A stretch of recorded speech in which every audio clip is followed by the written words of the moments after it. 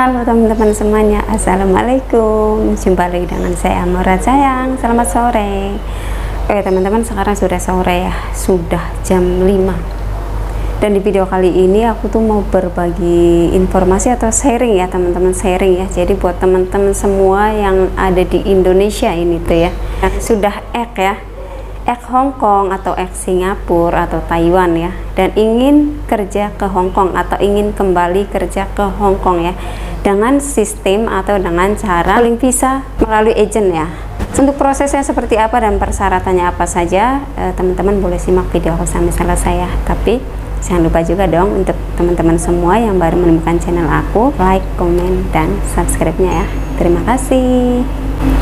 Oke ya teman-teman, langsung saja ya, soalnya banyak sekali yang nanya ya, katanya Kak kalau mau calling visa ke Hong Kong itu gimana sih, katanya persyaratannya apa saja dan prosesnya bagaimana gitu ya. Jadi aku sekalian share di sini biar teman-teman yang lain juga tahu ya prosesnya seperti apa dan apa saja persyaratannya. Tapi yang diutamakan itu sudah ya teman-teman. Kalau masih non itu harus melalui PT dan ikuti prosedur PT, karena itu diwajibkan untuk belajar bahasa ya, bahasa Kantonis atau bahasa Mandarin gitu ya. Dan untuk teman-teman yang bisa bahasa Inggris itu saya rekomendasikan tujuannya itu negara Hong Kong ya, jadi lebih cepat gitu ya teman-teman prosesnya. Jadi seperti itu. Setidaknya kalau kalian itu susah untuk belajar bahasa Kantonis itu teman-teman itu sudah mengantongi bahasa Inggrisnya gitu loh, jadi lebih mudah aja gitu ya, lebih enak gitu ngobrol dan ngomongnya. Dan teman-teman juga nggak usah berpikiran yang aduh gimana sih nanti majikan di Hong Kong itu bisa enggak bahasa Inggris. Di sana itu ternyata orangnya itu mayoritasnya suka dengan bahasa Inggris juga loh ya teman-teman, karena saya itu sudah tahu gitu ya mayoritas orang Hong Kong itu seperti apa dan bagaimana. Apalagi yang jobnya jaga anak itu sangat dibutuhkan sekali ya bahasa Inggris ya terutama ya. Tapi nggak apa-apa sih kalau misalkan kalian itu Inggrisnya cuma sedikit-sedikit terus dicampur-campur dengan bahasa Kantonis, itu nggak apa-apa ya. Jadi sebisa kita aja, yang penting masih nyambung gitu ya. Jadi seperti itu. Oke ya teman-teman, langsung saja ya. Oke ya teman-teman, ini aku bacakan ya, soalnya aku tulis di sini di handphone biar tidak kelupaan gitu ya. Soalnya kalau nggak sekalian melihat itu kadang suka lupa gitu ya. Jadi dokumen yang dibutuhkan itu adalah yang pertama itu KK ya teman-teman. KK itu wajib dan KTP, terus ijazah. Ijazah misalkan ijazah terakhirnya apa gitu, SD, SMP, SMA itu harus yang asli ya, harus ada ya. Kalau misalkan nggak ada ijazahnya gitu ya, teman-teman harus teman-teman juga boleh datang langsung ke sekolahan ya, ke sekolahan dan minta surat keterangan bahwa kita itu sudah lulus sekolah dulunya itu tahun berapa gitu ya, itu nggak apa-apa ya. Terus paspor halaman depan, jadi paspor itu nanti dibawa juga ya, tapi itu difotoin gitu ya teman-teman, soalnya sekarang kan bisa juga secara online gitu, jadi tinggal difoto-foto aja paspor ya, dan semua foto cop visa dari majikan pertama sampai terakhir. Jadi ini tuh penting sekali ya teman-teman. Misalkan kalian itu sudah finish kontrak nih, terus pulang ke Indonesia, itu nanti kalau pulang ke Indonesia itu keluarnya jangan yang lewat e-channel itu loh. Kalau yang e-channel itu kan kita cuman masukin paspor aja tapi nggak dapat copnya gitu loh, cop visanya itu nggak ada. Soalnya saya sendiri juga kemarin itu ya, waktu pulang itu nggak dapat cop visanya. Ternyata saya itu salah keluar, bukan salah keluar, karena memang saya itu cari yang lebih cepat dan aku juga nggak begitu ngerti gitu tadinya itu ya. Jadi aku tuh asal keluar aja gitu ya, ya memang lebih cepat sih, tinggal ditempel aja halaman depan paspornya itu udah kita itu keluar gitu loh. Tapi kalau yang lewat imigrasi itu kan nanti di cop visanya itu sangat penting sekali ya teman-teman, mendingan lewat sana ya, jangan yang e-channel ya. Ini tuh penting banget, soalnya kalau misalkan sudah finish kontrak dan sudah pulang ke Indonesia dan ingin balik lagi ke Hong Kong, itu harus ada cop visanya ternyata. Jadi biar mempermudah kita untuk proses kembali untuk kerja ke Hong Kong. Jadi seperti itu ya. Dan yang selanjutnya adalah akte kelahiran. Jadi yang belum punya akte itu teman-teman bisa bikin dulu gitu ya. Yang terakhir itu adalah Hong Kong ID. Jadi kalau misalkan teman-teman itu masih ada Hong Kong ID-nya, itu disimpan saja dan nanti dikumpulin semua dokumennya itu sampai komplit dan kita baru serahkan ke PT gitu ya teman-teman, PT mana yang mau memproses kita gitu, nanti kan diarahin sama agentnya. Jadi seperti itu ya. atau ROC atau ID dari negara tujuan. Pokoknya ROC atau Hong Kong ID atau yang Singapura ya ID Singapura gitu ya teman-teman. Jadi seperti itu harus ada ya. Itu sebagai bukti juga sih ya bahwa kita itu memang sudah pernah kerja di negara tersebut gitu ya. Dan untuk prosesnya itu nanti kita itu boleh pilih agent sesuai dengan keinginan kita sendiri ya. Biasanya kan ada tuh kayak misalkan ke agent kalian yang dulu, atau bisa cari agent yang lain yang cocok dengan kalian ya. Nggak apa-apa, kalian cari-cari aja di kayak grup-grup Hong Kong, itu kan banyak sekali agensi-agensi yang posting-posting itu. Tapi hati-hati ya, harus bener-bener agent yang resmi, cari yang agent besar ya teman-teman. Dan hati-hati terhadap penipuan juga. Saya sarankan jangan asal-asalan mencari agent atau mencari informasi ya, harus yang benar-benar resmi dan tidak penipuan tentunya ya. Soalnya saya juga nggak mau kalian kena tipu dan lain-lain. Jadi seperti itu. Dan kalau misalkan sudah ada agentnya, itu biasanya itu kita itu interview dulu teman-teman ya, interview dengan majikan langsung ya, lewat handphone saja. Jadi di rumah gitu, di rumah kita itu ngobrol antara kita sama majikan dan agent. Jadi digabung gitu ya teman-teman. Biasanya sih video call ya. Dan itu interviewnya kalau misalkan kita itu agentnya sudah oke, bukan agentnya ya, majikannya sudah oke sama kita, suka sama kita, dan sudah ditandatangani jobnya dan sudah bayar ke agent, itu berarti surat tersebut itu dikirimin ke kita gitu ya.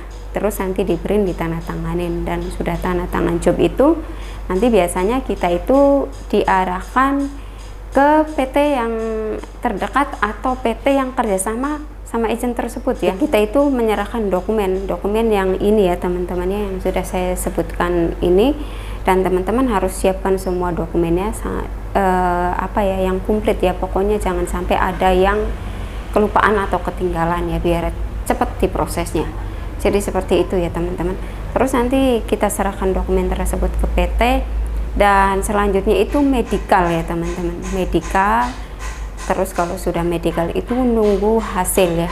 Ya kalau sudah hasilnya sudah fit, sudah oke ya, itu lanjut proses. Jadi selanjutnya itu ikut ujian gitu. Jadi ujian itu biasanya sih hanya formalitas aja sih, hanya ikut-ikut saja gitu ya. Dan setelah ujian itu nunggu beberapa lama lagi, itu nunggu Rekom ID ya. Jadi Rekom ID itu kita datang ke Disnaker ya, Disnaker kalau nggak salah ya, di situ ya teman-teman, di Cirebon. Saya itu di sini yang di Kerucuk itu. Dan di situ nggak banyak pertanyaan sih, cuman ditanya-tanya aja nama kamu siapa, suaminya siapa, itu yang sudah punya suami ya. Terus nama anaknya siapa, umurnya berapa, punya usaha apa gitu ya. Pokoknya ditanya-tanya aja sih, jadi untuk menyamakan aja bahwa itu tuh bener dokumen punya kita gitu loh ya teman-teman. Terus setelah itu sudah, kita tinggal nunggu turun visa. Dan kalau sudah turun visa itu nanti kita langsung ke PT gitu ya, untuk proses lebih lanjut lagi. Sudah turun visa itu biasanya PAP ya teman-teman, PAP, dan nanti nggak lama lagi itu terbang, biasanya seperti itu ya teman-teman ya.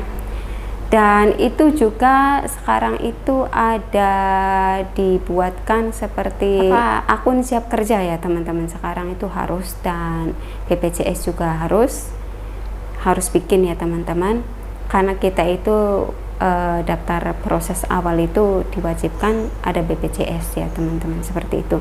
Tapi kalau yang untuk pulang cuti itu tidak perlu, karena saya juga waktu dulu beberapa kali cuti itu tidak perlu. Tapi sekarang karena saya itu prosesnya calling visa, jadi diwajibkan membuat BPJS, dan saya sudah membuatnya ya teman-teman. Oke ya teman-teman, jadi seperti itu.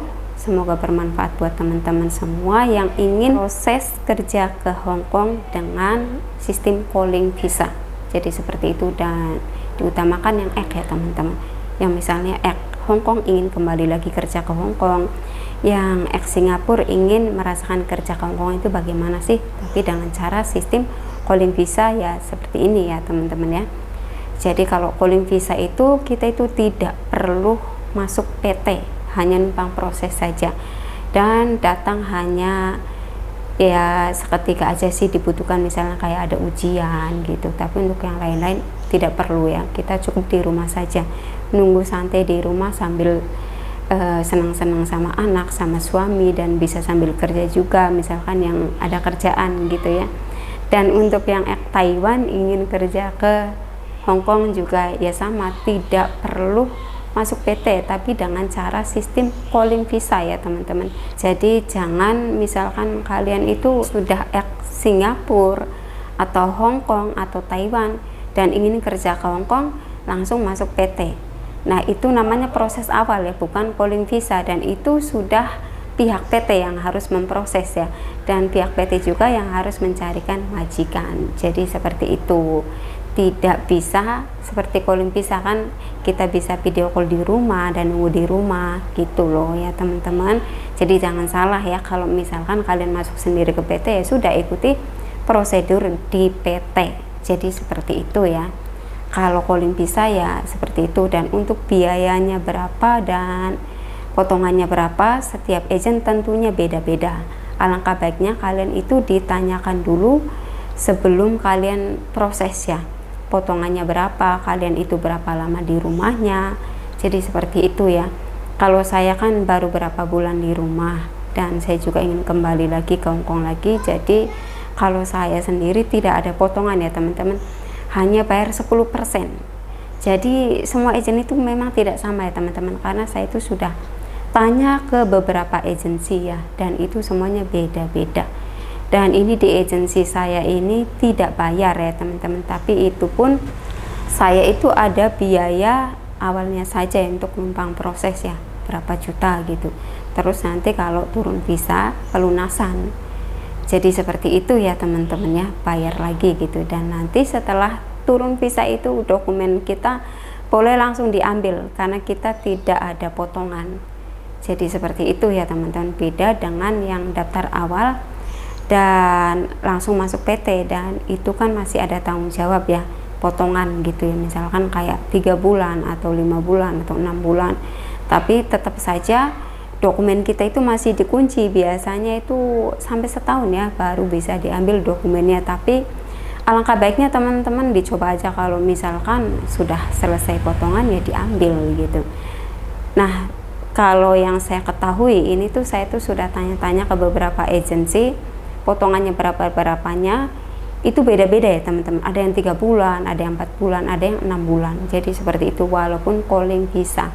Tapi kalau di agensi saya ini tidak ada biaya, itu pun karena saya mungkin baru pulang ya. Kalau yang sudah lama aku nggak tahu juga, teman-teman bisa tanyakan sendiri kalau memang mau proses calling visa lewat agensi saya. Jadi seperti itu ya teman-teman ya. Dan teman-teman juga boleh komentar di kolom komentar, misalkan ada pertanyaan atau ada apa-apa yang belum jelas gitu ya, boleh komentar di kolom komentar. Atau misalkan, oh ya kak saya pengen ikut dong di agensi Kak Amora gitu ya kan, ya boleh sih, nanti saya kasih nomornya dan teman-teman bisa tanyakan langsung ke agensinya ya, karena saya bukan penyalur tenaga kerja atau sponsor atau siapapun atau agensi atau petugas. Saya itu bukan apa-apa ya teman-teman, saya hanya merekomendasikan. Jadi seperti itu, dan saya juga tidak mendapatkan bayaran apapun dari siapapun. Jadi seperti itu, saya itu hanya merekomendasikan. Misalkan kalau kaliannya mau, kalau enggak ya sudah, kalian cari agensi sendiri saja yang benar-benar cocok sama kalian. Dan ingat pesan saya ya, cari yang bener-bener ya agensinya ya, yang mau tanggung jawab. Kita ada masalah atau ya pokoknya yang berani bertanggung jawab gitu ya. Dan carilah agensi yang besar ya teman-teman. Setidaknya kalau agensi yang besar itu ya sudah resmi gitu ya, jangan sampai kalian kena tipu ya, karena banyak juga sih di grup-grup itu. Jadi kalian itu harus berhati-hati sendiri ya. Atau enggak kalian bisa tanya-tanya langsung ke saya ya. Kalau sama saya insya Allah aman ya teman-teman. Saya tuh nggak ada niat untuk menipu siapapun. Saya itu hanya ingin membantu teman-teman yang ingin proses ke Hong Kong. Jadi seperti itu. Untuk majikannya baik atau enggaknya, setiap orang itu nasibnya berbeda-beda ya. Jadi nanti kalian itu jangan salahkan siapapun, karena nasib orang itu berbeda-beda. Kadang kita itu dapat majikannya baik, ada juga yang nggak baik gitu ya kan. Terus ada juga yang kerjaannya ringan, ada yang begini begitu ya, pokoknya macam-macam ya. Intinya sih kita itu harus niat kerja ya teman-teman ya. Jadi kalau kita punya niat kerja yang kuat dan mentalnya kuat dan tujuan awalnya itu apa, insya Allah semuanya terasa ringan, dan insya Allah kalian bisa bekerja dengan baik dan bisa menyelesaikan kontrak hingga 2 tahun, bahkan bisa nambah kontrak dan bisa mendapatkan majikan yang baik, gajinya lancar ya kan. Itu kan kalau misalkan kita punya majikan baik itu kan bersyukur sekali ya, gajinya juga lancar. Jadi kita itu setidaknya bisa apa ya, ada gambaran untuk masa depan yang lebih baik gitu loh ya teman-teman. Dan kalau kalian sudah punya gaji itu usahakan jangan dihabiskan semua, ditabung ya teman-teman ya, selagi kita itu masih bisa bekerja sendiri ke luar negeri. Jadi seperti itu saja pesan dari saya atau saran dari saya. Semoga teman-teman semua sukses dan mendapatkan keberkahan dalam hidup kita masing-masing ya, amin. Dan semoga teman-teman semua mendapatkan majikan yang baik, yang royal, tidak pelit, dan masalah pekerjaannya tidak rewel, tidak cerewet. Pokoknya gajinya lancar, kerjaannya juga ringan ya. Semuanya sih berdoanya yang baik-baik saja ya teman-teman ya. Jadi ucapan itu adalah doa ya teman-teman. Jadi berdoalah yang baik-baik. Oke ya teman-teman, sampai di sini dulu video saya hari ini ya. Semoga bermanfaat buat teman-teman semua. Dan jika ada pertanyaan, silahkan komentar di kolom komentar. Oke teman-teman, terima kasih. Bye bye and see you next video. Oh ya teman-teman, ini yang terakhir, hampir lupa saya itu. Untuk prosesnya berapa lamanya, berapa bulannya itu tiap orang nasibnya beda-beda ya. Ada yang cepat, ada yang lama ya. Jadi tergantung turun visanya. Kalau visanya sudah turun, itu sudah otomatis kita cepat terbang. Jadi seperti itu, berdoa saja biar cepat turun visa, cepat terbang, cepat kerja gitu ya teman-teman ya. Jadi seperti itu ya, jangan tanyakan kan nanti prosesnya berapa lama, berapa bulan ini itu ya, kita nggak ada yang tahu. Saya juga dulu itu waktu awal daftar itu sampai hampir 6 bulan ya teman-teman. Tapi kalau yang sekarang insya Allah cepat kan, aku visa ya. Jadi seperti itu ya.